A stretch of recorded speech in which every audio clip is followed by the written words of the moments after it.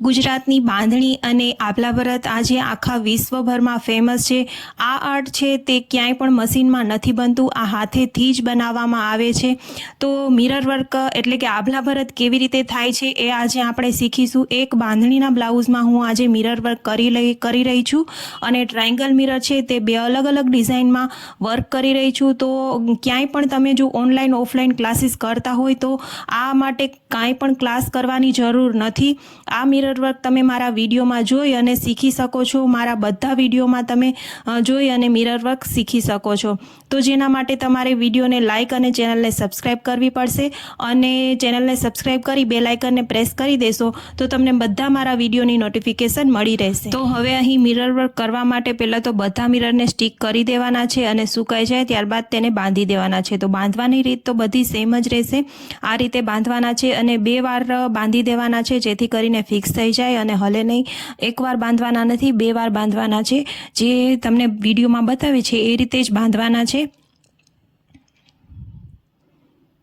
અને આ બોલીને નહીં સમજાવી શકું પણ તમે વિડીયોમાં જોઈ શકો છો કે કેવી રીતે હું આ મિરર વર્ક કરી રહી છું। તો ફર્સ્ટ મિરર વર્ક છે એ કેવી રીતે થાય છે અને સેકન્ડ છે તે પણ કેવી રીતે થાય છે તે તમે વિડીયોમાં જોશો। તો ફર્સ્ટ મિરરમાં બધે એક ટીપ આવશે અને સેકન્ડ મિરરમાં ક્યાંય પણ ટીપ નહીં આવે, વચ્ચે એક જ ટીપ આવશે। આમાં બધામાં એક ટીપ આવશે। તો તમે જોઈ શકો છો વિડીયોમાં કેવી રીતે હું આ પહેલું મિરર વર્ક છે કરી રહી છું। બંનેની ડિઝાઇન અલગ અલગ ઉપસીને આવશે તો સરખા નહીં લાગે, બંને ડિઝાઇન અલગ અલગ આવશે। તો તમે વિડીયોમાં જોશો કે આ કેવી રીતે થાય છે।